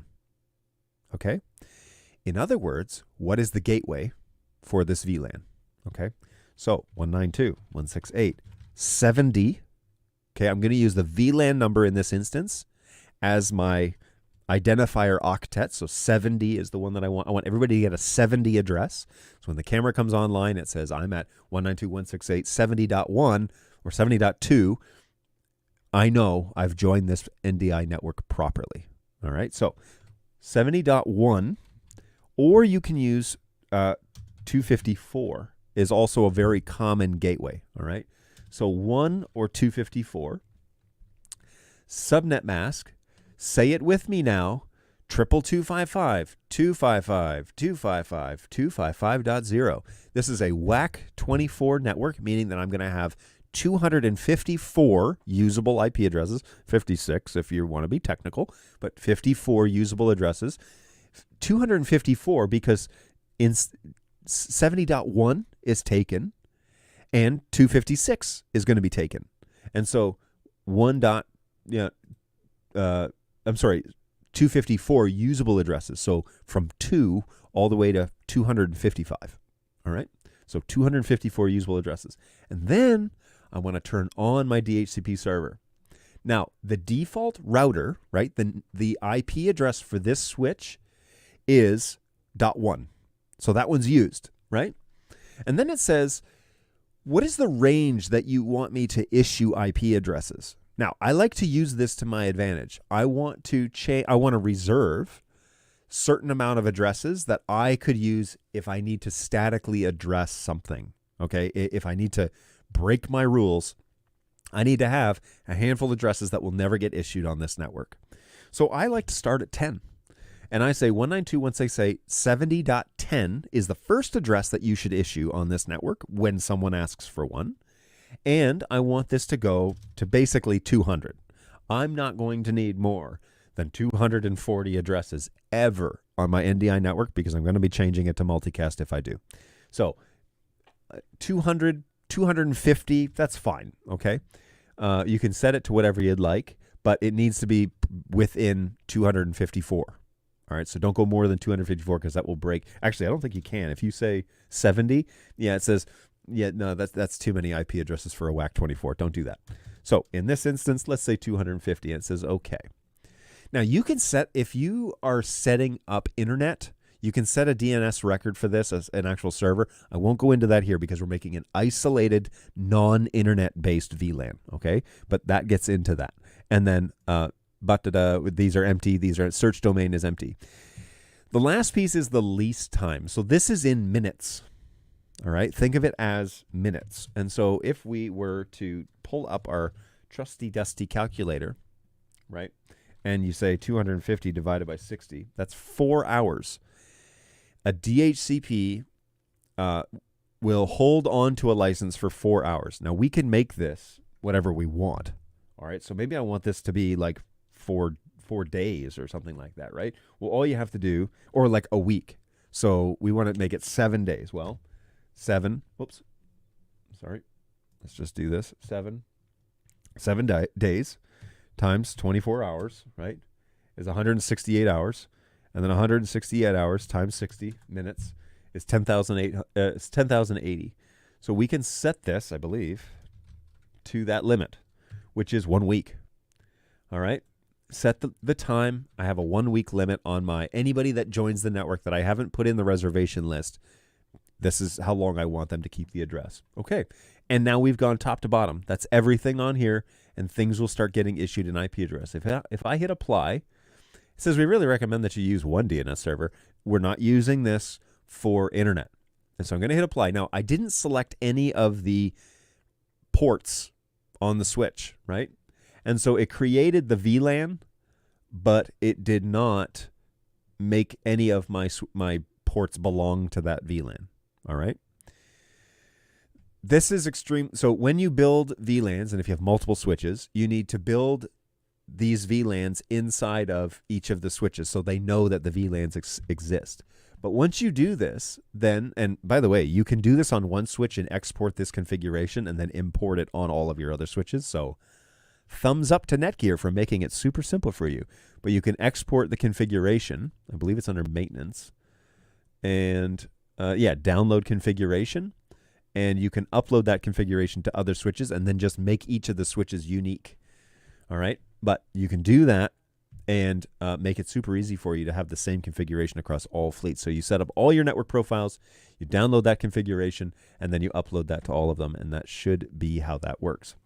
Okay, so now any port that I add to the VLAN, okay, so I go into the VLAN configuration. Now, how do I do that? I click on this and I say Edit, and I select the ports that I want to add to that VLAN. When I do this and hit Apply, it will add those 4 ports to that VLAN. And then when I plug a device in and it powers up, it's going to ask for an IP address, and it will get a .70 address. And if I look at the web UI, or if I go to Studio Monitor, I see that camera, right? I've joined my computer to that VLAN. Remember, it's isolated. VLANs are isolation. That's the whole point. So if you're on the one network, you will not see the 70 network. You need to join your computer to that VLAN, open Studio Monitor, find that camera in Studio Monitor, and go to the little cog wheel, go to the web UI, and it should say 70.2 or 70.11 in this instance, or .10, wherever the pool started. That's how you know you've got it set up correctly. Now, I won't get into DHCP reservations in this one. I'm advocating that now I have all of the brains, all the routing information, the MDNS. I've got a smart network that can cross VLANs. If you trunk these switches together, for example, on these ports, you can even trunk on copper if you want. If you trunk them together so that they're all talking together on the same pipe, the VLAN information passes through a trunk unbeknownst. It's not processed. It's just a trunk passes all VLAN information. So now all VLANs on all switches that have the same VLAN configuration will talk to all devices within that own VLAN. Isolated. They won't communicate. They won't interfere. Okay? And the services that are running for the 70 VLAN will not inspect packets on the one, and vice versa. Okay? So you optimize your performance. That goes up. So VLANing your NDI network is incredibly efficient. It isolates the traffic. You can even, if you want, prioritize a VLAN over another one. So say I want the NDI VLAN to take priority because I want those packets to be processed before any of the data stuff. You can prioritize a VLAN. So .70 is high priority compared to the data, which means that those packets get processed before the other ones. So if there's ever a backup, it won't be happening on your NDI network unless you've severely overloaded the switch. All right. I am going to wrap up the DHCP discussion there. I think I've advocated that it is a desirable way to design your network. It also provides you the ability to kind of recap, provides you the ability to manage your network remotely, manage it and simplify it. If you utilize DHCP reservation lists, your IP addresses won't change, and you can go into that list and see what the configuration is. And the beautiful thing about using an AV switch that supports NDI is their support team also supports NDI, which means that you can reach out to Netgear or to other AV line switches and ask for help. We are very familiar with them here at BirdDog. And so configuring a switch in DHCP to be self-governed, to provide you with all the routing tables that static networks don't do, to give you MDNS, which doesn't work very well in a static environment, so you don't have to use Discovery Server if you don't want to or have to. That's also an advantage of having an active MDNS, an updated routing table. All of those elements are available if you follow the instructions to just set up a simple DHCP VLAN and plug in your devices and have them operate on that level. Like I said at the beginning, since I'm not going to be bringing on lots of devices that are going to be asking for IP addresses in an isolated VLAN AV network, the lease might expire, 7 days, might expire, but the switch will still remember the MAC address. And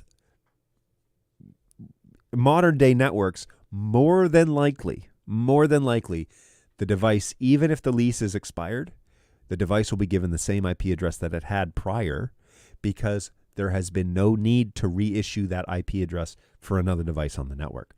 So the level of learning and knowledge, I mean, that wasn't too scary, right? Watching that process, that wasn't too scary. But the level of learning that's required to make your life exponentially easier, okay, by running DHCP over static, your quality of life will improve. Your customers' reliance on their NDI network, that will be elevated to a new level of reliability, and you'll probably be getting a whole lot less calls than if you were running it in a different configuration. So I can't speak highly enough of it enough. Netgear make it super simple for us to do this. You know, they've taken the time to really hash it out and make sure that it adheres to NewTek and NDI standards. They've worked with BirdDog directly. They help us configure our own stuff, and I can't speak any more highly about it. So definitely check that out if you're looking for a seamless network NDI experience. All right, we're going to go back to the chat and see what's going on over there. Okay, we are officially not recording, so now I'm going to jump back to the chat like I said. I keep my promises here. Oh, there we go. Okay. Here we go. So not a whole lot in the chat during that show. Hopefully that was helpful. Greetings, John. Hey, what's going on? Go Web. Thank you for checking in from India, if I recall correctly. I will put the QR code back on the screen because we are definitely doing the Where Are You segment here. So let's get the map back up. Look at all you guys hanging out all over the place. That's so cool. So yeah, scan that little QR code that's top of my screen, and your little dot will appear on the map. If you're new to this channel, welcome aboard. We're so proud, so happy to have you along. Thanks for tuning in. Hopefully you found today's discussion somewhat helpful. The big advantage is one place to do all the settings. There's one ring to rule them all, just like Sauron.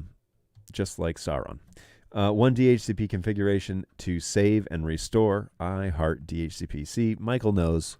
Michael knows from real-world experience the advantage of why you use DHCP. It is really good stuff.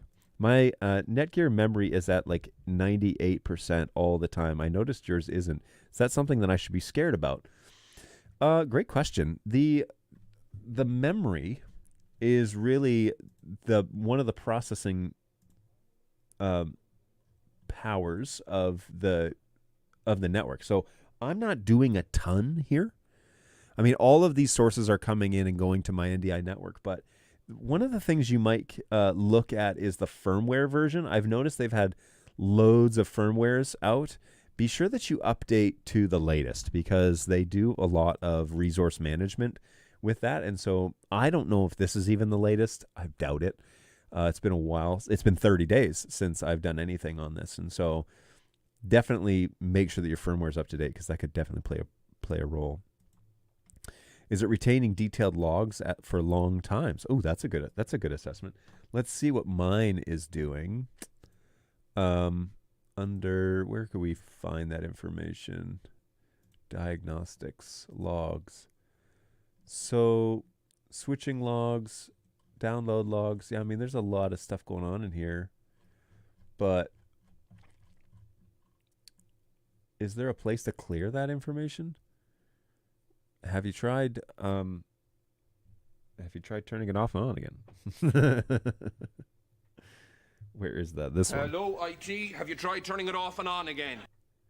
Definitely see if any of your ports are doing way more than they should be, because yeah, you might want to look at your port traffic. You might want to take a quick look just through this menu. But yeah, look at the logs, see if there's... I'm not doing all of the logging. I'm just doing the switch logging. So maybe that's what it is. My memory, yeah, I'm not doing a huge amount of processing. What's your CPU usage at? The other thing that I love about the Netgear things is if you're installing these into like a headroom and sound doesn't matter, you can actually just click the cool button. I don't know if you can hear that, but those fans kick on at full speed, and they are noisy. But watch the CPU, the actual sensor on the CPU over time. That will get a whole lot cooler. And yeah, that moves some air. It's impressive. Since the Switch is sitting inside my studio itself, I don't have the need to really run it this hot. I'd prefer it to be a little quieter, but you can manually change the mode to function at a high speed. And yeah, especially if you install it in an air-conditioned room, that's a huge advantage, is to crank those fans up and get that CPU usage, or get the, cool it to its max. And you'll probably see a little bump in performance more than likely. So, cool stuff. All right, let me jump back to...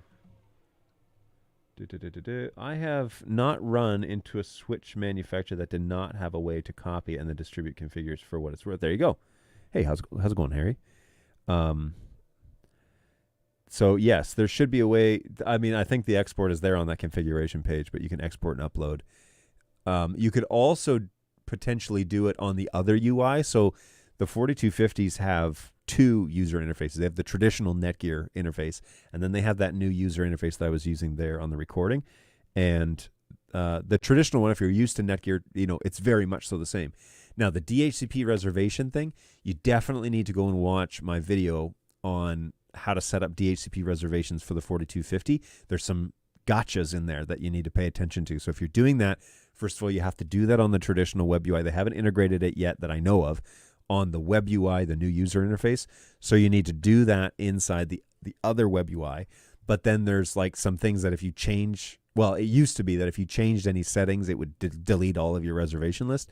So the guy that designed it, he's from France, and he was saying he was working on fixing that. It was a bug. I haven't talked to him since. It's been probably a year since I've spoken to him, and I haven't checked to see if that's true or not. But DHCP reservations needs to be the last thing that you customize on the Switch, and then you walk away and you don't touch it anymore. So there you go. Hey, this is great information. I will be going back to the recording and taking lots of notes. Fantastic. I'm glad that you have found it useful, Albert. Always good. This recording will likely be up tomorrow morning, 9 a.m. Eastern time is usually when I schedule them to go live, because I don't like to flood people with so many videos, like multiples a day. I just, one a day is probably enough. So today we went live, and if you're subscribed over on birddogjohn.tv and you hit that little bell notification, you likely got a notification on your device that I was going live. Feel free to subscribe over there. You don't have to hit the bell notification, but if you want a fast reference, or anytime you want to know, hey, has John put anything worthwhile up on his channel, it'll be saved in your subscriptions, and you can just check me out whenever you'd like. So I did that whole thing without drinking coffee. So I had a lot to say, and I have a lot more to say, but we'll leave it at that for now. So yeah, good times, good stuff, everybody. And I'm glad, Albert, that you found it useful. If you have a cheaper router to handle DHCP but a good switch, is that okay? Or does the router need plenty of power too if you're not running a Netgear? So I tend to lean on buy the thing to do the thing that you need it to do. Don't buy the Swiss Army knife. So the joke earlier on in the show was steer clear from the router / DHCP / Wi-Fi / switch units. Steer clear. But if you have a DHCP that's powerful enough to deliver IP addresses upon request within the acceptable range for your devices, that's behind a beefy layer 2 switch, you'd probably be fine. And a great example of this is the Unify setup. Okay? Unify Gen 1 switches, okay, not Gen 2s. Don't fall into that trap. But the Gen 1s were great. And so you buy the gateway, and then you buy the layer 2 switch, and the gateway governs all of the passing of the data. There's a processor in there that's doing all that. It's bringing in the WAN information. It's doing it all because it's a gateway. That's what it does. It's just the router. It's not a switch. It's a router. Then you connect your switch to the LAN port, and then you've got all these robust ports that can handle that. I have I do, and I have installations, including one here at the office that is configured that way, and it's quite reliable. I don't recommend Unify as your overall. If you were to pick one, if you were to say, give me a network configuration, I'm going to give you 4250 with my installation videos. But if you're saying, hey, I've got this Gen 1 gateway and I've got a Gen 1 Unify switch, would that be okay for like 3 cameras and a keyboard? Yeah, probably. I can attest because the data network that we run here, that one network, is actually governed by a Unify gateway. So there you go. And I think this is in order. Hey, if you're just tuning into the channel, feel free to scan that QR code.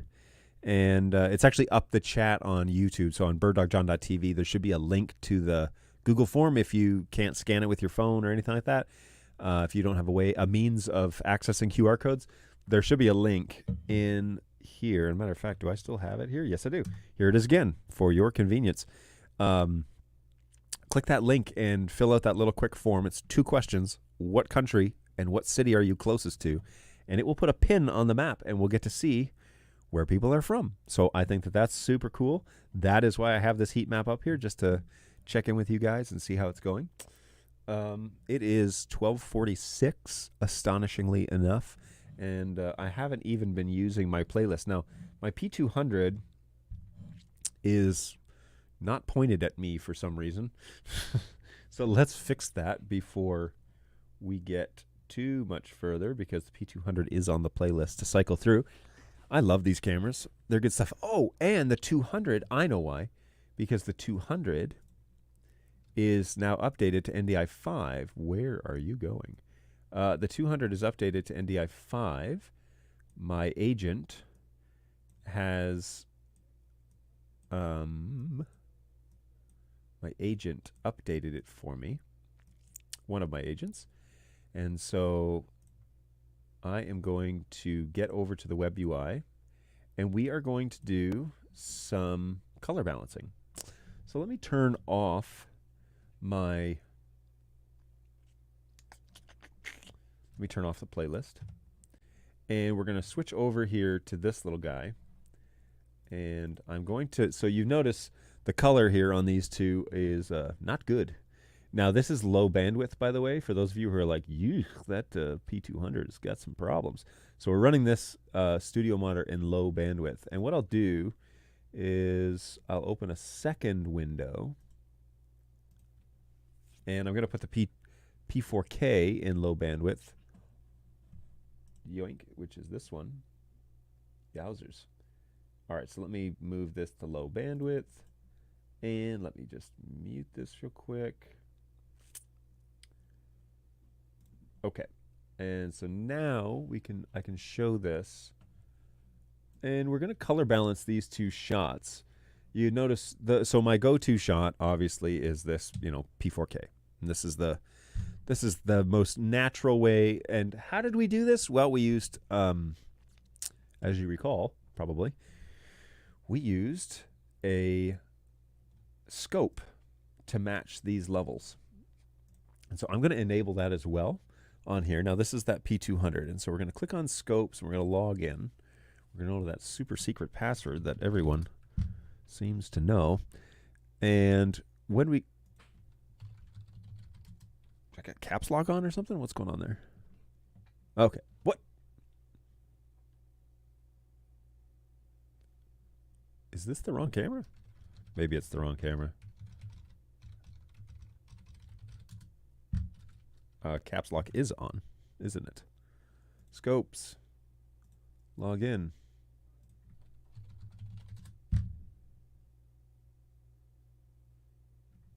Aha. All right, so on. Let's see if we can see this. And then I need to go to the P4K. This is Bird Dog Studio P4K .local. And we're going to click on scopes again. Log in, this time without caps lock. And then we are going to turn on scopes here. So we're going to use, well, let's go through a few of them first. Let's do histo on first. So I'm going to move this screen now down here because I'm going to need to manipulate these shots. And and we're on preview, so we need to enable that here. Okay, so the exposure on these, so a histogram is going to show your general entire frame exposure. Okay, it's going to take all the information and it's going to show the entire frame's exposure. Your blacks and your shadows are on the left hand side, and your highlights and your whites on the right hand side. Okay, so the histo looks okay in terms of light. I think I want to change the 200's exposure just slightly to bring those blacks just up a bit, okay, because the shadows are pretty heavy. So I'm going to go over to the web UI, and this is, you know what I could do? Let's try this. I could do this. All right. So I'm going to try and share this with you so that you guys can also participate here. So let's go over to cam control. We're going to click on exposure, and we're going to just check out. So you notice how the shadows and the blacks are like right up against it, right? This black shirt is too black. My black hat is probably too black. So what I want to do is I want to open up this iris just a little bit and stretch that exposure data slightly. And so here we can dial it back a bit. Let's see what that does. Okay, it's probably too bright. So my gain is all the way off. And so I'm going to go back to 2. This gives me, like, I've got a really strong peak here, but this will probably come with the color balancing aspect. But I think in terms of exposure, both of these are pretty close. The majority of the data is between the shadows, which is over here, and the highlights, which are over here. Nothing is up against the pure white line, which is over here, and nothing is just dead black anymore, okay? So it's just like not extreme. So then we're going to go white balance, and this is going to be our actual color. Now we need to change the scope in order to do this, and I like to use the RGB for this. Just because it gives us a full-on view. So RGB parade. So it tells us exactly what's happening here. So the shot that I like has less reds, but the greens and the blues are pretty close together, right? Whereas the shot up top, the reds are probably a little too high and the greens are way out of whack. So we want to bring the greens down, we want to bring the reds down and see what that does. Now, conveniently, on the P200, we can go over to the white balance and do most of this right here on this screen. So the reds are a little bit too high. So I want to bring those down to match a bit more what we're seeing on the P4K, right? So let's see how that goes. And then the greens are probably a little too much. And so if we can manipulate this, and let's see, I'm looking terrible here. Let's see if we can't get these two closer together. And now the reds are way too low. So now, let's see, blue is a little lower than green. Blue is a little lower than green. Reds are way too low now. So we're going to bring up the reds to something approximating what we had before. Now, the P200 exposure still looks to be a little extreme, which is going to cause the RGB parade to jump up that high. So let's come back one. All right, we are within very similar, well, this is really cool. That little like shine. Anyways, we are within pretty close parameters. I think my reds are still a shade too low. But let's see what we can do about that. So let's see if we can bring those reds up. Maybe a little, there's maybe a little bit too much blue. We need to go a little green. That's pretty close. It's pretty close. Now, remember, this is a P4K that you're looking at. And this is a P200 sensor, okay? P4K, 1-inch sensor, half-inch sensor. So the fact that we're getting relatively close here should be pretty astonishing for you. All right. it's pretty awesome that our Sony sensors can get this close to each other when the P4K has some ridiculous amount of manipulation. I can get these relatively close. So this is not too bad. I think my skin tones are a little bit off, and we might be able to use the scopes to assist with that. So let's take a look at the vector scope is the one that I want to see. And I want this to be a large vector scope. Now, remember what I said about the vector scope situation. Vector scopes are helpful. And if you know, there's a couple of little tricks in vector scopes that can help you understand how to utilize them. Now, they're a little hard to see. It's a little hard to see here. But there is, if you draw an imaginary line from over here, from like blue-green, okay, right about here, let's say like 530, up to over here, which is like red-yellow. That is the line where human skin tones should line up. And if you have your skin tones measured correctly, it's a little bit to the left or right, depending on where you're from. But all skin tones, skin is given its color by the blood circulating under your skin, okay? Which means that red is the dominant, because we all have red blood. So red is dominant. Now, if you're an African citizen, or if you are from Europe, or if you're from Russia, or if you're from, it's going to vary, right? Your skin tones have various pigments in them, and that's going to move the needle a little bit. However, not as much as you think. And so the skin tones line up along that line that's there on the screen. So let me go over to the P4K and change this one to vector scope and make this one large. Now, see here on the right here, this little jut out right here, that is the color of my skin. That's the pixel cap, no, the image sensor's interpretation of where my skin tone lands on the vector scope. Okay, and if I move around, you see it increases in size because I add more of that tone, more of that color to the frame. So you notice it gets wider, it gets bigger, and actually more green gets introduced because the reflection off my skin. So you can see the green showing up in the vector scope as well, right? So here, it's showing a lot of green, but here is that little color tone. Well, it doesn't extend as far as this one does. And mostly because it's duller than this shot.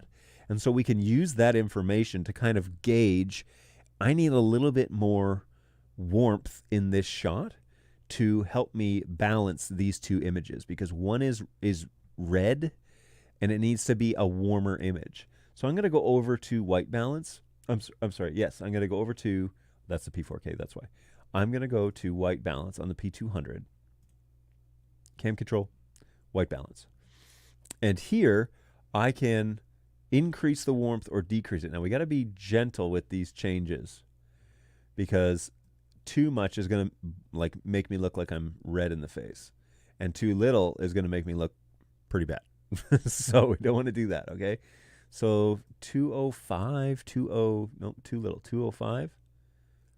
Okay, 205 is close. The other thing we can do is tone down the blues.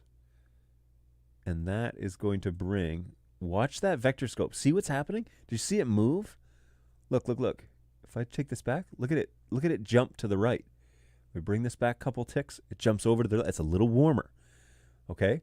Now, the green background is slightly different in these two shots. And so we might need it to be a little bit more blue. Man, that is really close. But your vector scope should be relatively close because they're looking at the same thing. I mean, there's more black in the P200 shot because the screen, the monitor's in the way. There's a pole, it's right in the shot. There's several things. There's a light stand that's in this shot. And so, it's not an identical shot, but it's pretty close. And you can use vector scopes to get those lined up really nicely. And so now let's switch over to the P110, which is the other shot that I have. And look, these two shots, well, P110's a little warmer, but they're still really close. They're really close to each other. And so whichever shot you like better, I actually like the 110 pretty good. But on that P4K, let's go back to that P4K. These two shots are pretty close to each other. And we can maybe dial back, give my skin tone a little bit. I really like that. I think that's what I want to stick with. And I was waiting because I was waiting for this camera to get updated. I just was too lazy to do it myself, evidently, because I wanted to use the scopes to balance it, because I find that you can eyeball it and get like 80% of the way there. But if you utilize scopes, you can get the whole way. I think that these two shots now look awesome compared to what that P200 looked like before. So there it is. These are two shots. I think they look pretty well balanced. And one is a P4K sensor, 1-inch sensor, broadcast level. And one is a P200, which is a 4-year-old camera. And because we enable scopes on there, you have the ability to balance them really close. I mean, really close. That is shockingly close. So thank you, Bird Dog Engineers. Big shout out to you, because that is why. Oh, by the way, if you buy a Bird Dog camera, that feature's free. That feature's free. It's ridiculous. Update to the latest NDI5. It's free. Free to you. All of you Bird Dog camera owners, scopes are now free. Like, and I balanced that. What did that take me? 10 minutes? That took no time at all. And now that camera's balanced. They saved that preset. We're good to go. I should save that preset. Hey, I'm back now, but the show's done. Yeah, that's what happens, Angus. All good, though. And I recorded it, so I'll upload the recording tomorrow morning, and by the time you wake up in Edmonton, it'll be online. So not to worry. Not to worry. We took care of that. How do I tell my boss that the P4K needs more light but sees detail in light better? Tips for matching the blacks P4K to the P240s. I seem to be able to get the 200s dialed to the P4Ks for blacks, but the 240s give me a challenge. Ooh. Do I have a 240 in here? I might have a 240. I don't know. But that is something that we should do on this show. My show's done, that is. Oh, gotcha. Well, I'm glad that your show is finished. The 240 has a different sensor in it. And so it does actually give you better data in terms of dialing things in. It has more granular data. The 200 is pretty brash in terms of it doesn't dial in like the P4K or the P240 does. So maybe that's a show that I need to do. Let me see if I have a 240.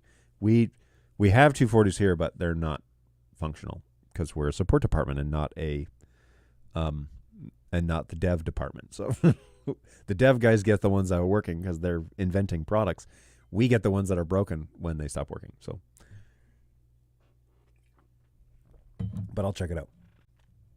Well, I'm really happy, guys. Thank you so much for checking in. Look at this beautiful map.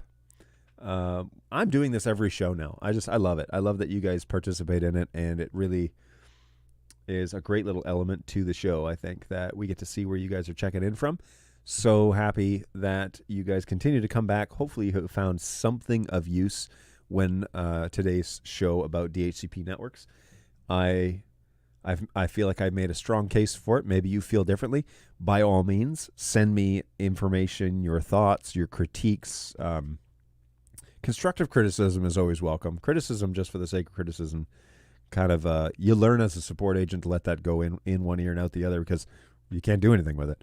If it's constructive, we won't take it personally. We will try and do better. So that's the mantra. That's what we're trying to at least do here on the show. So it is 1 o'clock. I've exceeded the 2-hour limit, which is getting a little bit more rare for me these days.